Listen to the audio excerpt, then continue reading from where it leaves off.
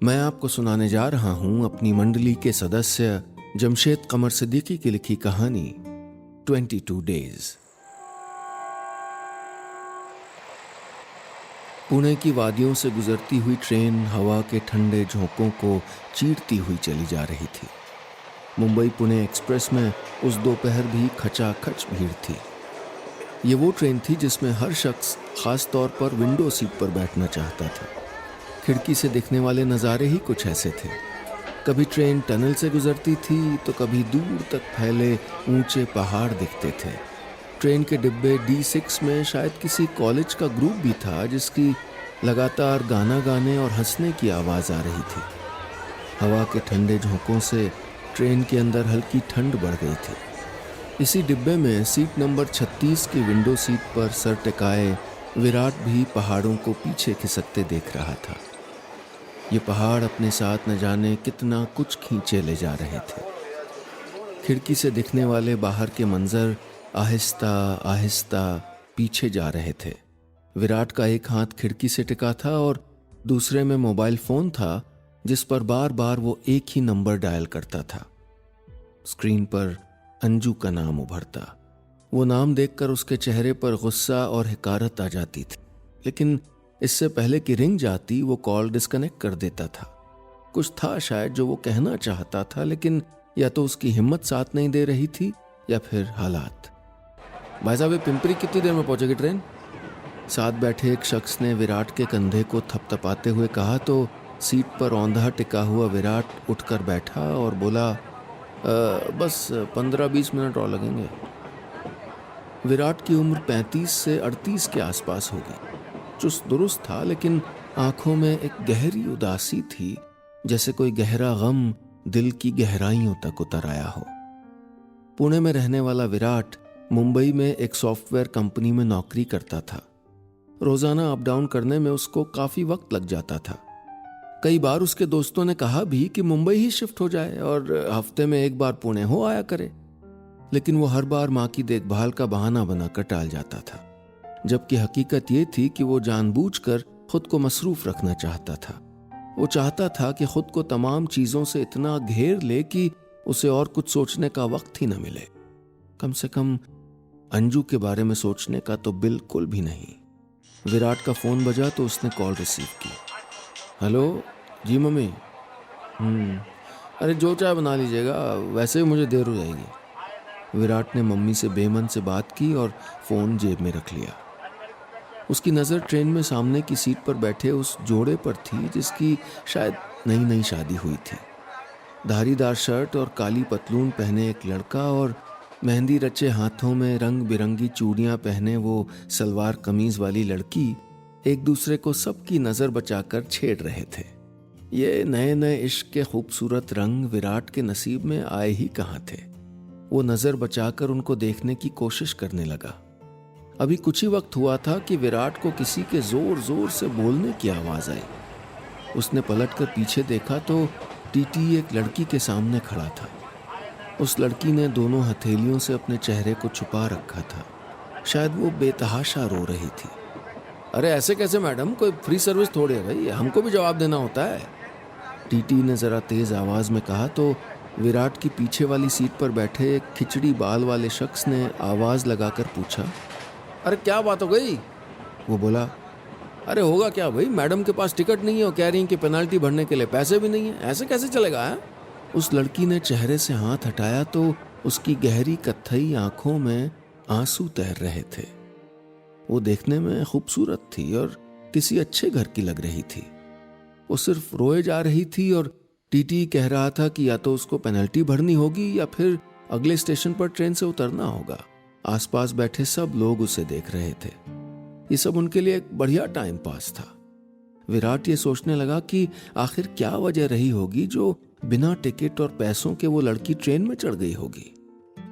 जरूर कोई मजबूरी होगी या कोई इमरजेंसी शायद। विराट सोचते हुए उसको देखने लगा। टीटी ये कहकर चला गया कि वो थोड़ी देर में वापस आएगा, या तो वो लड़की पेनल्टी भर दे या फिर अगले स्टेशन पर उतरने की तैयारी कर ले। विराट उस जर्द पड़ चुके चेहरे को गौर से देख रहा था। वो घुंघराले बाल बिखर गए थे, उन कत्थई आंखों के आसपास का काजल फैला हुआ था। वो सुबक रही थी। हालांकि विराट इतना नाजुक दिल भी नहीं था कि किसी अजनबी की आंखों में आंसू देखकर परेशान हो जाए, लेकिन न जाने क्यों उसकी हर सिसकी से विराट को उलझन सी होने लगी थी। उसकी आंखों से हो न हो, उन आंखों से टपकते हुए आंसुओं से तो विराट का गहरा रिश्ता था। वो भी जिंदगी के एक ऐसे हादसे से गुजरा था जहां आंसू आंख का नसीब बन जाते हैं। विराट का मन अभी भी उलझा था। वो नहीं जानता था कि वो उस लड़की की मदद क्यों करना चाहता है। उसने अपना बैग खोला, एक कागज पर कुछ लिखा और उसमें कुछ रुपए लपेटकर पास से गुजरते हुए एक चाय वाले को देते हुए कुछ समझाया और वापस अपनी सीट पे बैठ गया। ये लीजिए, कहते हुए उस चाय वाले ने उस लड़की की तरफ वो कागज का रोल बढ़ाया और आगे बढ़ गया। उस लड़की ने सूजी हुई आंखों से उस काजल को देखा और फिर हैरानी से आहिस्ता आहिस्ता उसे खोला तो लिखा था, आप जिंदगी के किस मुश्किल दौर से गुजर रही हैं ये तो नहीं पता, लेकिन हाँ, कम से कम इस वक्त तो आपकी मदद कर ही सकता हूँ। आई नो कि किसी अजनबी से इस तरह पैसे लेना शायद आपको अच्छा ना लगे, लेकिन ले लीजिए। इंसान ही इंसान के काम आता है। अपना मोबाइल नंबर लिख रहा हूँ ताकि ये पैसे आप अपनी मर्जी से जब चाहे लौटा दीजिएगा। एक अजनबी दोस्त। उस लड़की ने सर उठाकर इधर उधर देखा, लेकिन विराट ने फिर पलटकर नहीं देखा। वो नहीं चाहता था कि उस लड़की को पता चले कि ये मदद किसने की है, ताकि उसको शर्मिंदगी ना हो और वो पैसे ले ले। हुआ भी ऐसा ही। उस लड़की ने पैसे ले लिए, लेकिन वो देर तक अपने आसपास बैठे लोगों को देखती रही। वो उस मददगार को ढूंढ रही थी जिसने उसकी मदद की थी। उस शाम सफर खत्म होने के बाद जब विराट अपने घर पहुंचा तो काफी देर हो चुकी थी। उसने टेबल पर प्लेट से ढका हुआ खाना खाया और चुपचाप अपने कमरे में चला गया। विराट को दिन का ये वक्त सबसे ज्यादा खलता था। ये दफ्तर से लौटने के बाद घर का सन्नाटा, जहां जब वो खाना खाता तो चम्मच और प्लेट की आवाज खामोशी में गूंजती थी। वो जब बिस्तर पर लेटता था तो कमरे में सामने की दीवार पर टंगी दीवार घड़ी की सेकंड वाले कांटे की टिक टिक टिक उसकी खामोश जिंदगी का शोर बन जाती थी। कुछ पल यूं ही लेटे रहने के बाद उसने फिर से किनारे रखा फोन उठाया और फिर वही नंबर डायल किया। स्क्रीन पर उभरा कॉलिंग अंजू। वो चंद सेकंड उसकी तस्वीर देखता रहा, लेकिन इससे पहले कि रिंग होती जल्दी से फोन डिस्कनेक्ट कर दिया। विराट की आंखों में आंसू के कतरे उसकी तकिया को नम करने लगे। खैर, विराट रोजाना घर से दफ्तर और दफ्तर से घर के चक्कर भी लगाता रहा। सुबह की ट्रेन से मुंबई से पुणे और शाम को पुणे से मुंबई वापसी। कुछ एक हफ्ता गुजरा होगा। एक शाम विराट दफ्तर जाते वक्त ट्रेन के दरवाजे पर खड़ा लोनावला की खूबसूरती को देख रहा था, जो उसे उतनी खूबसूरत नहीं लग रही थी जितनी बाकी मुसाफिरों को। उस मंजर में वो यादें जो जज्ब थीं जो अंजू उसके लिए छोड़ गई थी। ये वही लोनावला तो था जहां वो शादी के बाद अंजू के साथ पहली बार घूमने आया था। लोनावला के ड्यूक नोज का वो बादलों से घिरा पत्थर ही तो था जहां दोनों ने बड़ी सी हैट लगाकर तस्वीर खिंचवाई थी। कितना मना कर रही थी वो, यार विराट कितनी स्टूपिड लग रही हूं, मैं नहीं खिंचवा रही फोटो, प्लीज यार। विराट ने उसे बड़ी मुश्किल से मनाया था और वो पावना नदी के किनारे पर पानी में पैर डालकर देर तक साथ साथ बैठे हुए जब उसने अंजू की हथेली पर अपनी उंगली से कुछ लिखते हुए कहा था, Anju thank you for coming into my life, तो उसने मुस्कुराकर कंधे पर सर टिका दिया था। और वो राजमाची का किला जहां बारिश होने लगी थी और अंजू ने छतरी को खोलने की कोशिश करते हुए कहा था, अरे ये तो खुल ही नहीं रही है विराट, लगता है आज भीगना पड़ेगा। और फिर वो खूब भीगे थे। हालांकि विराट को उस वक्त भी पता था कि छतरी खराब नहीं है, अंजू भीगना चाहती थी। वो यादें सब दफन थीं उसके सीने में। तलाक हुए 1.5 साल हो चुका था, लेकिन हर रोज इस जगह से गुजरते हुए वो सब याद आ जाता था विराट को, जैसे आज आ रहा था। वो ख्यालों में गुम था, तभी उसका फोन बजा। हेलो, उसने कहा तो दूसरी तरफ से आवाज आई, हाय, मैं वो आपने उस दिन ट्रेन में हेल्प की थी ना, thank you so much for that. Virat के चेहरे पर हल्की सी मुस्कुराहट आई। उसने फ़ोन दूसरे हाथ में लेते हुए कहा, ओ आप, वेल इट्स ओके, कहिए कैसे याद किया? वो आपके पैसे लौटाने हैं ना, उस लड़की ने कहा। पहले तो विराट ने औपचारिकता में यही कहा कि इसकी कोई ज़रूरत नहीं है, लेकिन जब वो ज़िद करने लगी तो विराट ने कहा, ओके ठीक है, आप केपी आ सकती हैं, कोरेगांव पार्क, वहाँ पर ओशो आश्रम है ना, उसी के पास एक कैफ़े है, Buddha cafe, it's quite famous, वहीं मिलते हैं। 2 तारीख को संडे है, तभी मिलते हैं। मिलने की जगह और वक्त तय हो गया था। Okay then, see you. सुनिए आपका नाम? हेलो। फ़ोन डिस्कनेक्ट हो चुका था। विराट के चेहरे की मुस्कुराहट थोड़ा बढ़ गई थी। कैसी हड़बड़ाई हुई लड़की है, नाम तो बता देती। बुदबुदाते हुए वो वापस उन नज़ारों में खो गया जहां वो अतीत की यादें खंगाल रहा था। दुनिया में वक्त से बड़ा धोखेबाज और कौन है? घड़ी के वो 2 कांटे जिन्हें जब देखो ठहरे हुए लगते हैं, वो ठहरे कहाँ होते हैं? खामोशी से चुपके चुपके चलते रहते हैं, बिना हमें इस बात का एहसास कराए कि वक्त के साथ हम भी गुजर रहे हैं। सो वक्त गुजरा और वो संडे भी आ गया जब उन 2 अजनबियों की मुलाकात होनी थी। वो 2 जून की सुबह थी। पुणे की वो सुबह नमी से भरी हुई थी। पिछली रात देर तक बारिश हुई थी। कोरेगांव पार्क की सड़कें अब तक भीगी थीं। विराट उस अजनबी लड़की से मुलाकात करने के लिए तैयार हो रहा था। उसके मन में ऐसी कोई खास बात नहीं थी। हाँ, वो अच्छी लगी थी उसे, लेकिन विराट सिर्फ अपने पैसे वापस लेने जा रहा था। अरे संडे को भी दफ्तर जाना शुरू कर दिया तूने? आरती वाली थाली की लौ से निकलते धुएं को दूसरे हाथ से पूरे घर की तरफ करते हुए विराट की माँ ने जब भवें तान कर कहा तो आईने के सामने खड़े विराट ने मुस्कुरा कर कहा, अरे नहीं, ऑफिस नहीं जा रहा हूँ, बस यहीं पास में थोड़ा काम है, अभी आ जाऊँगा। सूजी का हलवा बनाया है, टेबल पे है, खा लेना, माँ ने कहा तो जूते के फीते बांधता हुआ विराट मुस्कुरा दिया। नाश्ता वगैरह करने के बाद तकरीबन सुबह 10:30 बजे तय वक्त के मुताबिक विराट बुद्धा कैफ़े की उस कॉर्नर सीट पर बैठा था। उस कैफ़े कम होटल में फ्राइड राइस और मोमोज महक रहे थे। कैफ़े की 10 टेबल्स में से 6 पर मरून रंग की पोशाक ओढ़े ओशो आश्रम के अनुयायी बैठे थे। महिला और पुरुष दोनों ही थे, जो अलग अलग देशों से थे। ये और बात है कि पुणे के लोकल लोगों के लिए वो सब के सब सिर्फ अंग्रेज थे। विराट ने अपनी कलाई घड़ी पर नज़र डाली तो देखा 10:35 हो गए थे। अभी उसने नज़र उठाई ही थी कि वो लड़की कैफ़े के बाहर दिखाई दी। वही चेहरा जो उस रोज़ ट्रेन में उदास था, आज इतना उदास नहीं लग रहा था। उसके लहराते हुए बाल खूबसूरत लग रहे थे और बड़ी बड़ी कत्थई आंखों पर सवालिया निशान था जिनसे वो कैफ़े का नाम पढ़ रही थी।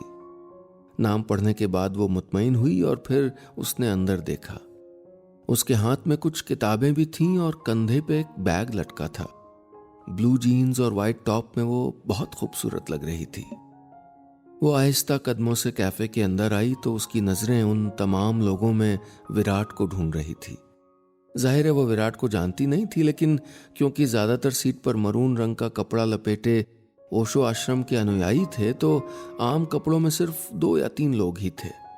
न जाने कैसे उसने सही पहचान लिया। शायद विराट के चेहरे की मुस्कुराहट से उसे अंदाजा हो गया। हेलो, उसने सीट पर बैठते हुए कहा तो विराट ने जवाब में कहा, हाय, कैसी हैं आप? वो बोली, अच्छी हूँ। वेल, उस दिन आपने जो मदद की उसके लिए बस उसे रोकते हुए विराट ने कहा, कितनी बार थैंक यू करेंगी? इट्स ओके, इंसान एक दूसरे के काम ना आए तो क्या फ़ायदा है। छोड़िए, ये बताइए क्या पियेंगी, कॉफ़ी या चाय? आई टेक कॉफ़ी, उसने कहा और विराट को देखने लगी। विराट ने 2 कॉफ़ी ऑर्डर की और फिर कॉफ़ी का इंतज़ार करते हुए वो लड़की बुद्धा कैफ़े की दीवारों और छत को अजनबियत के साथ देखने लगी। विराट ने उसे देखते हुए कहा, आप इस कैफ़े में पहली बार आई हैं? जी हाँ, पहली बार। इधर से गुजरना तो कई बार हुआ था, लेकिन मौका आज मिला। मेरी एक कॉलेज टाइम की फ्रेंड यहाँ पास में रहती थी। विराट ने मुस्कुराकर कहा, इस कैफ़े में कॉफ़ी पीने का एक रूल है, मालूम है आपको? वो हड़बड़ाई सी लड़की ना में सर हिलाते हुए बोली, नहीं मुझे तो नहीं पता, क्या रूल है? उसने घबराते हुए कैफ़े की दीवारों पर नज़र दौड़ाते हुए कहा। विराट बोला, यहाँ दो अजनबियों को साथ साथ कॉफ़ी पीने के लिए कम से कम एक दूसरे का नाम जानना कंपलसरी है। कहते हुए वो मुस्कुराने लगा तो वो भी मुस्कुरा दी। दिशा नाम है मेरा, उसने कहा तो विराट उसकी तरफ हाथ बढ़ाते हुए बोला, आई एम विराट। कॉफ़ी पीते हुए दोनों के बीच बेतकल्लुफी थोड़ी थोड़ी कम हुई। दिशा ने अपने बैग से पैसों का एक लिफाफा निकालकर विराट की तरफ बढ़ा दिया और एक बार फिर से शुक्रिया अदा किया।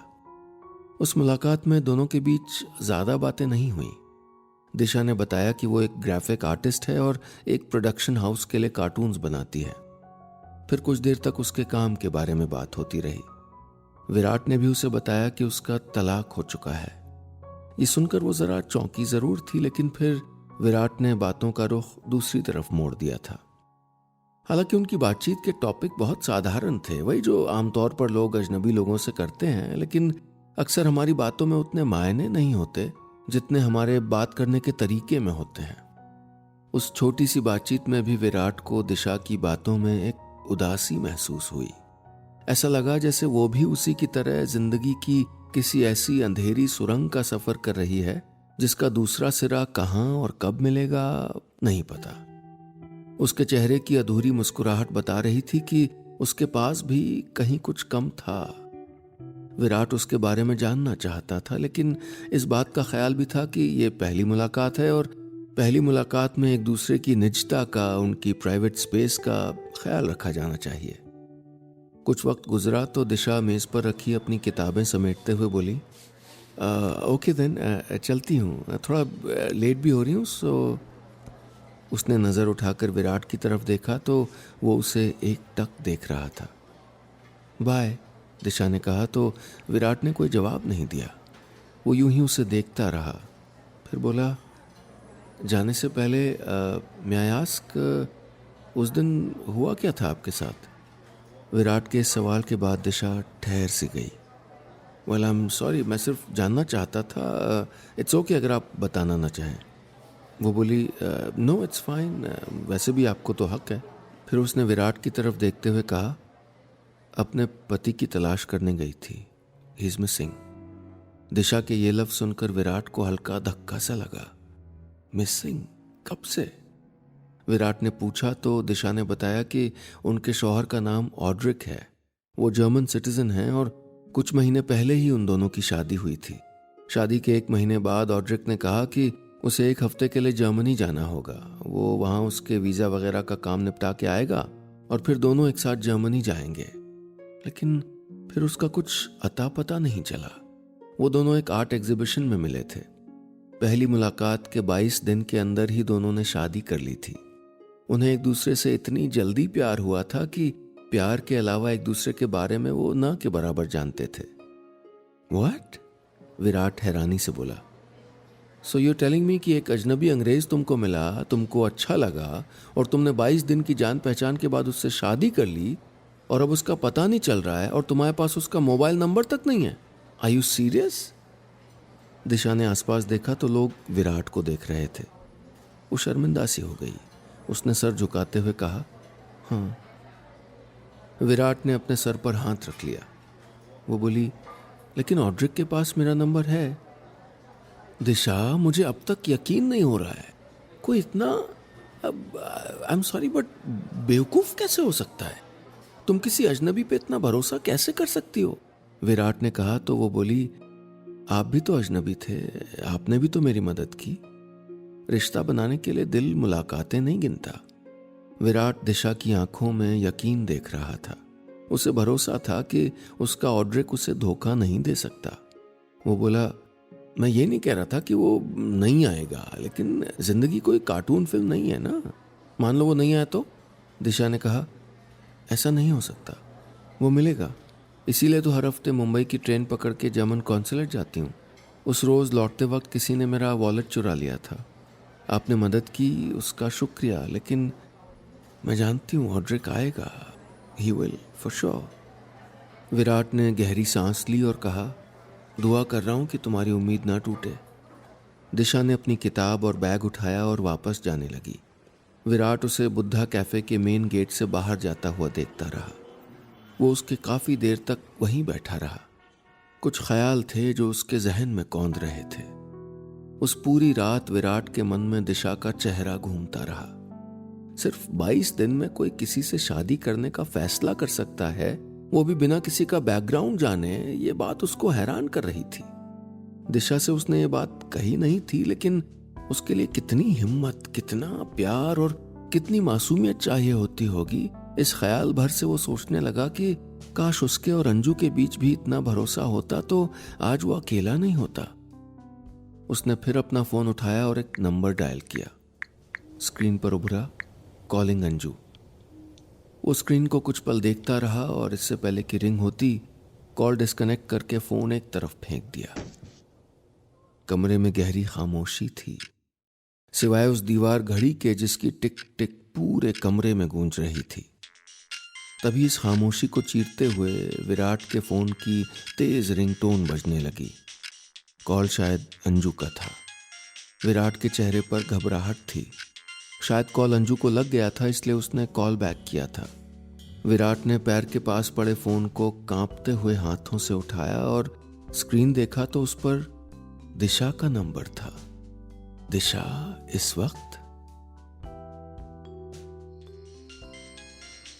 रात की खामोशी में विराट के तन्हा कमरे में बजता हुआ वो फोन उसके हाथ में था। उसने एक नज़र घड़ी पर डाली और फिर कॉल रिसीव की। हेलो हेलो दिशा, उसने कहा तो दूसरी तरफ से आवाज़ आई। विराट, सॉरी डिस्टर्ब तो नहीं किया? विराट ने कहा, नहीं ऐसी कोई बात नहीं। वो बोली, मैं सोच रही थी आपको अजीब तो नहीं लगा कि मैंने अपनी सारी प्रॉब्लम आपके सामने रख दी? I am sorry. अरे नहीं नहीं, it's okay. I just hope कि सब ठीक हो जाए। तो अब कब जाना है एम्बेसी? विराट ने पूछा तो दिशा ने बताया कि वो इस फ्राइडे जाएगी। विराट ने न जाने क्यों ये कह दिया कि वो क्यों ना एक साथ चलें, आखिर उसे तो रोज़ाना जाना ही होता है, साथ ही मिल जाएगा। दिशा ने भी हिचकिचाते हुए हामी भर दी और इस मुख्तसर बातचीत के बाद दोनों तरफ फ्राइडे का इंतज़ार होने लगा। शुक्रवार को वो दोनों पुणे जंक्शन पर मिले और दोनों ने डेक्कन क्वीन एक्सप्रेस एक साथ बोर्ड की। उन दोनों की अजनबियत अब कम होने लगी थी। मुंबई के दादर जाने वाली ये ट्रेन अपनी पूरी रफ्तार से बढ़ रही थी और उस ट्रेन के पैसेज के पास खड़े विराट और दिशा एक दूसरे से बात करने की कोशिश कर रहे थे। दिशा ने झिझकते हुए कहा, if you don't mind me asking, can I ask you something? Virat ने मुस्कुराकर कहा, या श्योर, पूछो। वो बोली, आपका तलाक क्यों हो गया? इस सवाल के बाद विराट के चेहरे का रंग बदल गया। ये वो सवाल था जिसे वो आमतौर पर किसी को नहीं बताता था। जब भी कोई उसकी ज़ाती ज़िंदगी के बारे में सवाल करता था तो वो उसी तरह एक जुमले में अपनी बात ख़त्म कर देता था। लेकिन आज पहली बार उसे कोई मिला था जिसने उस जवाब के बाद फिर एक सवाल किया था, जो उस हादसे की वजह भी जानना चाहता था। विराट की खामोशी को समझते हुए दिशा बोली, वेल, कोई बात नहीं अगर आप इस बारे में बात नहीं करना चाहते। आई एम सॉरी, मैं सब कुछ बहुत जल्दी जल्दी करती हूँ, सॉरी। विराट ने कहा, नहीं ऐसी कोई बात नहीं है। उन दोनों को नहीं पता था कि वो क्या है जो उन दोनों को एक दूसरे से जोड़ रहा है। हर सवाल के बाद वो एक दूसरे के और करीब आ रहे थे। कितनी अजीब बात है कि देखा जाए तो दुनिया में हर किसी का हर किसी से कोई ना कोई रिश्ता जरूर है। दो लोग जिनके बीच कोई रिश्ता नहीं होता, उनके बीच भी अजनबी होने का रिश्ता तो होता ही है। ट्रेन आउटर से थोड़ा पहले स्लो हो गई थी। हवा के झोंके दिशा के घुंघराले बालों को उलझा रहे थे, जिन्हें वो बार बार ठीक कर रही थी। उसकी आंखों में विराट का जवाब सुनने की बेकरारी थी। उसने कहा, अंजू और मेरी शादी अरेंज थी। मैं उसे बहुत चाहता था। 1 साल तक तो सब कुछ ठीक था। वो एक टीवी सीरियल की प्रोडक्शन टीम में सुपरवाइज़र थी। हम दोनों खुश थे, लोनावला घूमते थे, मज़े करते थे। उसे खाना बनाना नहीं आता था, लेकिन उसने मेरे लिए ख़ास तौर पर सूजी का हलवा बनाना सीखा था क्योंकि मुझको पसंद था। सब अच्छा, लेकिन फिर अचानक पता नहीं क्या कम पड़ गया। शादी के अगले साल उसने मुझे कहा कि वो तलाक चाहती है, लेकिन क्यों? दिशा ने हैरानी से कहा तो विराट ने ट्रेन के बाहर नजर करते हुए कहा, उसे किसी और से प्यार हो गया था। शायद मैं उसे वो सब नहीं दे पा रहा था जो उसको चाहिए था, पर अंजू के जाने से मेरी जिंदगी भी पूरी तरह बदल गई। मैं अभी उसे कहते कहते वो रुक गया। उसने ट्रेन के हैंडल को मुट्ठी में कुछ और जोर से पकड़ लिया और फिर भरे हुए गले से बोला, मेरा मन अक्सर रोता है। दिल करता है कि उसको कॉल करूं और खूब चीखूं, पूछूं कि कोई शादीशुदा होते हुए किसी और को कैसे चाह सकता है, अपने पति को कैसे छोड़ सकता है। मैं पूछूंगा किसी दिन उससे, कोसूंगा उसको मन भर के, और मैं ये करूंगा दिशा, किसी दिन जरूर करूंगा। ट्रेन के दरवाजे पर खड़े विराट और दिशा साथ साथ चलती उस ट्रेन की पटरी को गौर से देख रहे थे, जो उन दोनों की जिंदगी की तरह थी, जो तकरीबन एक ही तरह से आगे बढ़ रही थी। अकेले तो वो दोनों ही थे, बस एक की जिंदगी में अभी थोड़ी सी उम्मीद बाकी थी। दिशा को लगता था कि ऑड्रिक जरूर लौटेगा, वो उसे किसी दिन कॉल करेगा और अपने साथ जर्मनी ले जाएगा। उसने विराट को बताया कि एम्बेसी में आज अपॉइंटमेंट है। विराट ने उसे ऑल द बेस्ट कहा और फिर दोनों दादर से अपने अपने रास्तों पर चले गए किसी और मुलाकात के लिए। उनके मिलने का ये सिलसिला बढ़ने लगा था। शुरू शुरू में तो विराट दिशा से सिर्फ इसलिए मिलता था क्योंकि उसे दिशा के पास आकर लगता था जैसे ऐसा कोई मिल गया हो जिसे वही गम है जो उसको है। लेकिन आहिस्ता आहिस्ता विराट ने महसूस किया कि वो दिशा को चाहने लगा है। उसे दिशा की मुस्कुराहट, उसकी बातें, उसका यकीन, सब कुछ बहुत खास लगता था। ये लो, तुम्हारे लिए लाई हूँ। एक रोज ट्रेन में सफ़र करते हुए दिशा ने विराट की तरफ एक डिब्बा बढ़ा दिया। क्या है इसमें? विराट ने पूछा तो वो बोली, सूजी का हलवा, तुम्हें बहुत पसंद है ना? विराट के चेहरे की वो मुस्कुराहट दिशा ने पहले कभी नहीं देखी थी। वो बहुत खुश था। वो जानता था कि ऑड्रिक अब कभी वापस नहीं आएगा। वो उसे धोखा देकर भाग गया है और दिशा की सारी कोशिशें बेकार हैं। लेकिन वो ये भी जानता था कि उसका दिशा से मिल पाना तब तक आसान है जब तक वो ऑड्रिक की तलाश कर रही है। इसलिए वो भी इस तलाश में उसका साथ देने लगा। विराट ने दिशा से कह दिया था कि वो भी ऑड्रिक का पता लगाने में उसकी मदद करेगा। वो दिशा के साथ उस होटल भी गया जहां वो लोग शादी के बाद ठहरे थे। वहां उसने दिशा के साथ जाकर पूछताछ भी की, लेकिन कुछ पता नहीं चला। हर नाकामी के बाद दिशा के चेहरे की उदासी बढ़ जाती थी, उसकी आंखों की नमी में इजाफा हो जाता था।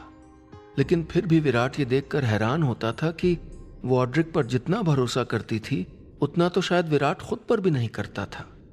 वो इस बात को मानने को तैयार नहीं थी कि ऑड्रिक उसको धोखा देकर भाग गया है। लेकिन आमतौर पर खुद को मजबूत दिखाने वाली दिशा तन्हाई में रो लिया करती थी। उसे ऑड्रिक के साथ बिताए हुए पल याद आते थे। ये ऑड्रिक को वापस पाने की कोशिशें ही दिशा को जिंदा रखे थीं। उसे याद आता कि कैसे वो उस आर्ट एग्जीबिशन में पहली बार मिले थे जहां एक पेंटिंग को वो दोनों देर तक देख रहे थे। दिस इज सो ब्यूटिफुल, ऑड्रिक ने पेंटिंग को काफी देर तक देखने के बाद कहा था तो दिशा ने चौंक कर पीछे देखा था। इंडीड इट इज, उसने ऑड्रिक की तरफ देखते हुए मुस्कुरा कर कहा था। This explains human relationship so beautifully, but isn't it too tangled? इसके बाद ऑड्रिक कुछ कदम आगे आया और उसने दिशा से मुस्कुरा कर कहा था, Human relationships are tangled too. I guess the most tangled thing on earth. सही तो कहा था उसने। इंसानी रिश्तों से ज्यादा उलझी हुई चीज और क्या है दुनिया में। उन्हें पहली नजर का प्यार हो गया था। दोनों ने एक दूसरे की रूह को पसंद किया था। कुछ जानने समझने की जरूरत नहीं समझी। महज 22 दिन की 22 मुलाकातों के बाद शादी कर ली थी। 2 दिन बाद फिर से बुलाया है। जर्मनी में फॉरेन मिनिस्ट्री से बात करेंगे। एक रोज मुंबई से पुणे लौटते हुए ट्रेन में दिशा ने विराट को बताया। उस शाम वो कुछ हताश लग रही थी। वो शायद थक गई थी कोशिश करते करते। उसने विंडो सीट पर सर टिका दिया और आंसू उसकी आंखों से लुढ़क कर गालों को गीला करने लगे। ये पहली बार था जब विराट ने उसे यूं रोता हुआ देखा था। विराट इस बात से भी हैरान था कि दिशा से उसको मिले हुए आज 2-2.5 हफ्ते ही हुए हैं और दिशा को रोता हुआ देखकर उसे कितनी तकलीफ हो रही है। क्या दिल के रिश्ते इतनी जल्दी बन जाते हैं? शायद वो सही कहती थी। रिश्ते बनाने के लिए दिल मुलाकातें नहीं गिनता। वो दिशा को चाहने लगा था, बहुत ज्यादा, और वो चाहता था कि दिशा इस तलाश को बंद कर दे और मान ले कि अब ऑड्रिक नहीं आएगा। कहीं पहुंचने के लिए कहीं से निकलना जरूरी होता है। वो दिशा को ऑड्रिक की यादों से निकालना चाहता था ताकि वो उस तक पहुंच सके। 2 दिन बाद जब दिशा फिर से मुंबई गई तो जर्मन कॉन्सुलेट में उसे कहा गया कि अब उसे आने की जरूरत नहीं है। जब पता चलेगा तो उसे इत्तला कर दी जाएगी। वो शाम बहुत उदास हो गई थी। एक उम्मीद की शाख थी जो मुरझा गई थी। एक पल को उसका यकीन भी डगमगाने लगा था। याद आने लगा था वो वक्त जब ऑड्रिक को सी ऑफ करने वो एयरपोर्ट गई थी। ऑड्रिक ने कहा था, "I'll be back soon दिशा।" कहते हुए वो दिशा के गले लग गया था। दिशा ने आंखों में आंसू भर के कहा था, "I'll wait for you।" Airport के सिक्योरिटी चेक के बाद वो ट्रांजिट एरिया के दूसरी तरफ जा रहा था और उसने एक बार पलट कर देखा था जब दिशा ने आंखें पोंछते हुए मुस्कुराकर हाथ हवा में हिलाया था। लेकिन दिशा कहाँ जानती थी कि इसके बाद वो ऑड्रिक को देखने के लिए भी तरस जाएगी। ऑड्रिक को ढूंढने की जद्दोजहद में वो हारी तो नहीं थी, लेकिन हारने लगी थी। दिशा का अब मुंबई जाने का सिलसिला तकरीबन खत्म हो गया था। जाहिर है विराट का दिशा से मुलाकात का सिलसिला भी रुक गया था। विराट भी इस खेल को खेलते खेलते थक चुका था। उसने इस खेल को खत्म करने का फैसला कर लिया। उसने दिशा को वीकेंड पर बुद्धा कैफे में मिलने के लिए राजी कर लिया और यह फैसला किया कि वो वहीं उसको प्रपोज कर देगा। उसे समझाएगा कि अब ऑड्रिक नहीं आने वाला, वो उसे भूल जाए और पुराने रास्तों को भुलाकर अपनी जिंदगी को नया मोड़ दे। लेकिन जिंदगी की ट्रेन हमारी कल्पनाओं की पटरियों पर कहाँ चलती है, वो तो अपने रास्ते खुद बनाती है। उस शाम जब विराट अगली सुबह की तैयारी कर रहा था, उसका फोन बजा। उसने बेफिक्री से कॉल ली। Hi, this is Virat. दूसरी तरफ से आती आवाज विराट के सीने को अंदर तक चीरती चली गई। कॉल जर्मनी से था। कोई था जो दिशा के बारे में पूछ रहा था। फोन विराट के हाथ से गिरने वाला था। उसका हाथ अब तक कांप रहा था। दूसरी तरफ से बात कर रहे शख्स ने बताया कि वो ऑड्रिक का भाई है। ऑड्रिक का जर्मनी में रोड एक्सीडेंट हो गया था, जिसके बाद से वो कोमा में था। पर अब जब से उसे कुछ होश आया, वो लगातार दिशा का नाम ले रहा था। उसने बताया कि दिशा का पता लगाते लगाते ऑड्रिक के घर वालों ने मुंबई के उस होटल में कॉल किया था जहां वो ठहरा था। उस होटल के रिसेप्शन स्टाफ ने उनको विराट का नंबर दिया था। विराट को याद आया कि वो एक रोज दिशा के साथ उस होटल में पूछताछ करने गया था तो अपना कार्ड छोड़ आया था। Hello, you listening? Please help us contacting Disha, it's urgent. Hello, you there? Mister Virat, hello.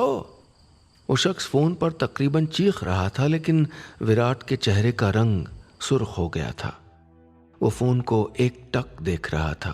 समझ नहीं आ रहा था कि क्या करे। ये लम्हा उसके लिए किसी धर्म संकट से कम नहीं था। दूसरी तरफ से आवाज अब भी आ रही थी।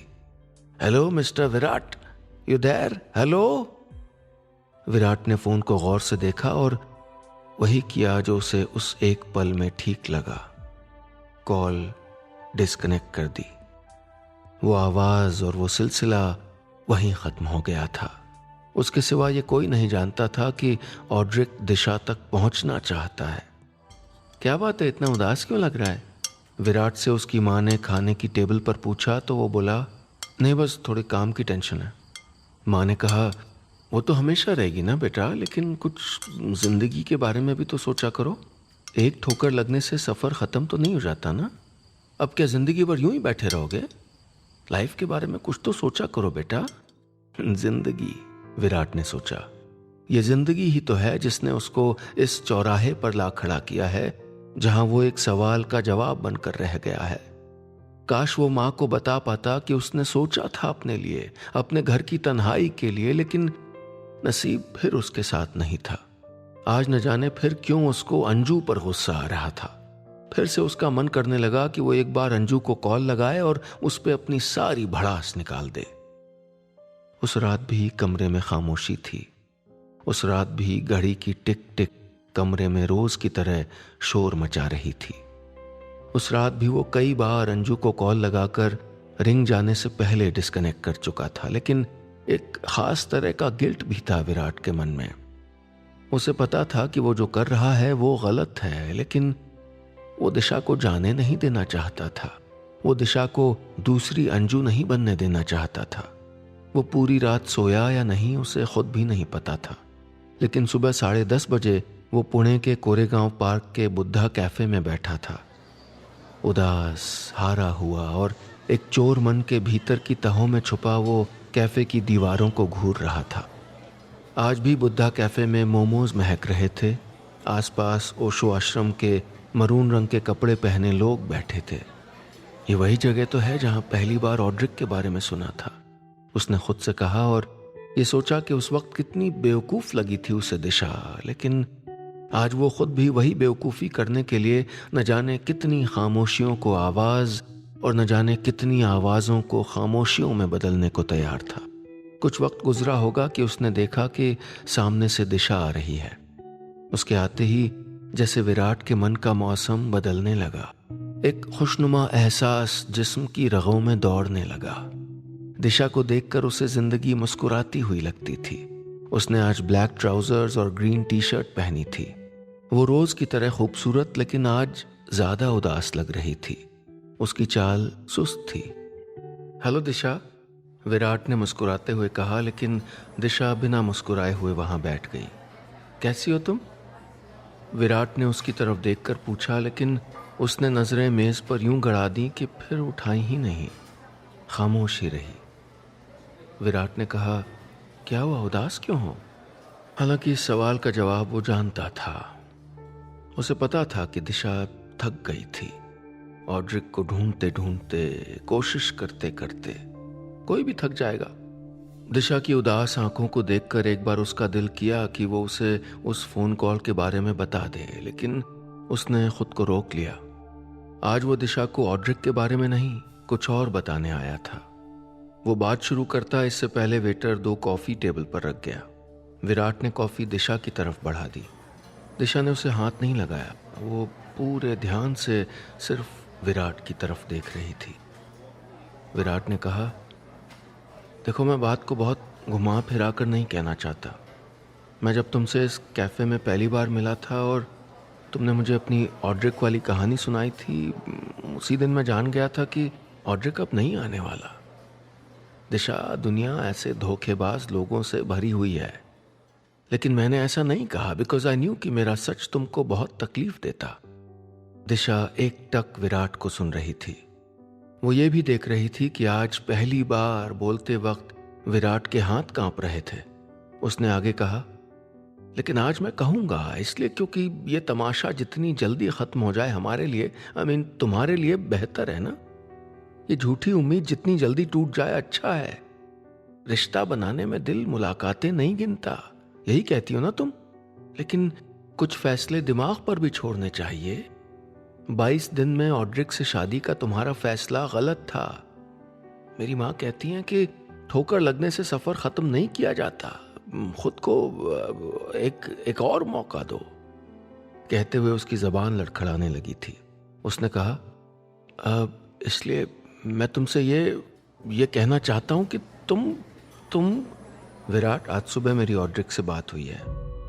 बात को काटते हुए दिशा की आवाज विराट के मन की आखिरी तह तक गूंजती चली गई। उसके चेहरे से एहसास गायब हो गए। लफ्ज उसकी जबान से फिसल कर हलक में गिर गए थे। वो बेचारगी भरी आंखों से दिशा की तरफ देखने लगा। दिशा की आंखों के किनारे गीले होने लगे थे।